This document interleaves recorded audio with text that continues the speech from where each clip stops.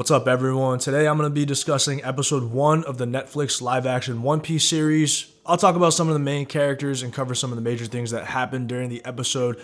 Quick disclaimer, I'm brand new to One Piece and haven't seen the anime before.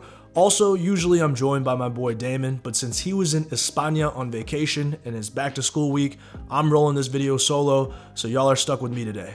Alright, so let's get into my episode 1 thoughts. On my first watch, I thought it was okay, but after rewatching it for this video, I actually liked episode 1 a lot. I just think since I'm completely new to the One Piece universe, I had to get used to the overall tone of the show, and let's be honest, live action anime can be really tricky to do well. So like any season pilot, episode 1 introduces us to the main protagonist and some of the other key characters, so let me just talk about them real quick. We first get introduced to Luffy, who wants to be the GOAT pirate. He's got these amazing stretchy powers which make him immune to bullets and blunt force trauma, it seems, and it also allows him to deliver some major KO punches, but they do come with the downside that he cannot swim. I pretty much can't swim. So it's ironic that this kid who wants to be a pirate is fucked if he's actually in the ocean. By the way, the actor who plays Luffy, Inaki Godoy, fucking crushes this role. He's charismatic as fuck, man. I might have botched that pronunciation, but I tried my best. In the first episode, we get glimpses of Luffy's backstory. He grew up as a street urchin in Windmill Village, no family present, and he really looked up to this pirate named Shanks. Luffy wanted to be a pirate from day one, but was far too young. The crew likes him, but treats him as that annoying little brother. And then Luffy fucking cuts himself to earn some respect? Jesus Christ, kid, take it easy. Take it easy. Luffy got his powers from eating a devil fruit, specifically a gum fruit, which turned his body into rubber. I'm currently high as fuck recording this, and maybe it's the munchies just talking, but damn, that fruit does look pretty delicious. Luffy wants to get a crew to search for Gold Roger's treasure, the One Piece. Okay, so that's pretty much it on Luffy. Let's talk Roronoa Zoro real quick, played by this handsome motherfucker named Makenyu, or Makenyu, I don't know how it's pronounced. We first see him on Six's Island lighting candles at a shrine for someone he knew a while back. This dude is the pirate hunter and the stereotypical strong, silent type. Right away, we see that he's an elite fighter because he dispatches Mr. 7 of the Baroque works with ease. Once again, man, Netflix is amping up the gore in this because Mr. 7 gets sliced in fucking half. I wasn't expecting it, but I love it. I want to learn more about Zoro's backstory. Also, even if Luffy might annoy him a bit, you can tell right away that he finds him sort of funny and charming. How long do y'all think it'll take for Luffy to get Zoro to crack a legit smile? Maybe by mid-season? That's my guess. Let's cover Shanks. I don't really know what he's doing in present day because we only see him in Luffy's flashbacks from 10 years prior. He's captain of a crew that's docked at Windmill Village, and to be honest, this dude just seems like the fucking man. He treats Luffy well, stitches him up when he acted like a dumbass by cutting himself. He tries to teach him how to be a man, and he has full control of his emotions, illustrated by when those douchebag pirates tried their best to provoke him into a fight, and he stayed calm. I've got no doubt that this man has some serious hands though. I cannot wait to find out more about this dude because he is the fucking shit. Now let's talk Nami, played by Emily Rudd, who is just fucking so hot, goddamn. Anyways, she's in the East Blue Ocean when she runs a con on some dumb pirates and steals their boat. Side note for my fellow warrior fans out there, recognize this guy? If I don't avenge his death, I'll have every gang on the coast thinking I'm weak. Next up, let's talk Koby real quick. He's very morally righteous, innocent at first. You could tell he needs to come into his own. Despite working on a pirate ship, he hates pirates, mainly because his experience with pirates is as a slave on Alvida's ship. Koby wants to be a Marine, which is kind of sweet. He wants to protect people who can't protect themselves, but he's going to learn that this world isn't black and white. There are good pirates, good Marines, bad Marines. He just doesn't know shit yet. And to be fair to him, he acknowledges that. So that's just a brief overview on the main characters. Obviously, we'll learn a lot more as we get to episode 2. I want to talk about Shellstown because that's when things really pick up because our main characters finally meet. The restaurant is where we see Luffy and Koby eating. One thing they've already made clear is how much Luffy needs to eat. More is better. More is better. You gotta feed the brain. Does he have like a Saiyan-like appetite or something? Is it a side effect of the devil fruit? Not sure. Anyways, Luffy is plotting on how to get into the Marine base and steal a map to the Grand Line. Zoro is there with the dead body of Mr. 7. Nami is just chilling and doing some scheming.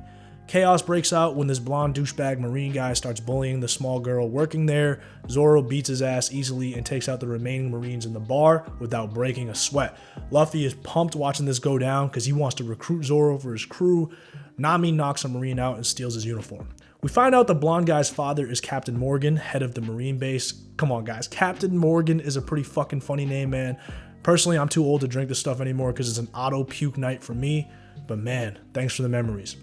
Also, for my fellow Warrior fans again, recognize the dude who plays Captain Morgan? Let's go! Anyways, from this point on, the pace of the episode starts speeding up, and this is really when I get bought in. Zoro is there to collect the bounty on Mr. 7, but since he assaulted a Marine, he's got to be strung up in the yard for 7 days with no food or water. Morgan wants to recruit Zoro, but gets turned down, so Zoro has to do his best Jesus Christ impression. Alright, the next big scene is the break-in of the Marine base, and this is where our main characters actually finally interact with each other for the first time. Nami uses the stolen Marine outfit as a disguise and gets in. Luffy just breaks in the old-fashioned way through a drainage pipe. This brings Luffy right into the yard where Zoro is being strung up. Luffy tries to recruit Zoro and gets turned down immediately. You can untie me, but I'm still not going to join your crew. Okay. But like I said before, Luffy is persistent and he's got this odd charm that almost disarms Zoro. He frees Zoro and then goes back into the drainage tunnels to search for the map room. Nami is already there, but she gets discovered and then has to fight off 2 suspicious Marines. All maps to the Grand Line are locked away in Captain Morgan's office, so this isn't going to be easy. Luffy pulls up as well and starts working his charm on Nami. They both want the map. I just gotta say, I love Luffy already. Before we get into the final battle of the first episode, I gotta touch on this hilarious scene where the blonde Marine is just checking himself out naked in the room. Zoro breaks in and we see that even the dude's teddy bear has long blonde hair, which is fucking hilarious. Zoro bullies him and makes him cut his precious locks. I like scenes like this because it's always good to add some humor in anime, keep things a little bit more lighthearted. Alright, let's talk about Luffy and Nami breaking into Captain Morgan's office. They find this heavy safe where the map probably is. Using his stretchy powers, Luffy sends him, Nami, and the safe flying out of the tower and into the yard. This is where the big battle sequence begins. A bunch of Marines charge and get their asses beat. Zoro pulls up and reluctantly helps the squad out. They are looking like a crew, OMG. Anyways, Captain Morgan pulls up and it's a 2v1 battle with Zoro and Luffy trying to tag team him. There's this great line where Luffy says, "I'll go high, you go low," and it reminded me of this scene. I'll go high, you go low. That means I go this way and you go this way. I go that way, you go this way. Yes. Okay. Zoro hits Captain Morgan with a power slash that sends him backwards, and this catalyzes the beatdown. Luffy drops Morgan with the Gum Gum Whip. Zoro carries the heavy-ass safe out of the yard. They jump in the ship that Nami stole from earlier in the episode, and they're about to set off when the blonde daddy's boy Marine pulls up. I'm taking you in and handing you over to my father. He loves saying "my father" more than fucking Jackie Jr. from The Sopranos. Those are my father's garbage roots. Out of nowhere, Koby sucker punches him and knocks him out. That's a WWE-like entrance. Koby decides to stay and make his own choice for the first time and become a Marine. I think Koby better dye his hair in case the blonde dude caught a glimpse before he got knocked out. This leaves just Luffy, Nami, and Zoro as the crew, and they set off for the open seas. Awesome episode. The ending scenes are great because we see the same Vice Admiral from the beginning of the episode who was present for Gold Roger's execution 22 years earlier. He finds out about the map being stolen and he sets off for Shellstown. We also see an evil looking pirate with a clown nose named Buggy, and he finds out about the map being stolen as well. And that's it for the episode. Overall, like I said, I enjoyed it a lot more on my rewatch. Definitely gonna watch episode 2 and see what else is in store. I think the overall production value for the episode was extremely high. It was very quality. The set pieces look great. The music set the right tone.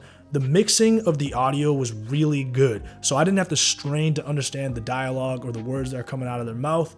Overall, just great quality for a pilot. I'm excited for episode 2 to see how the story unfolds.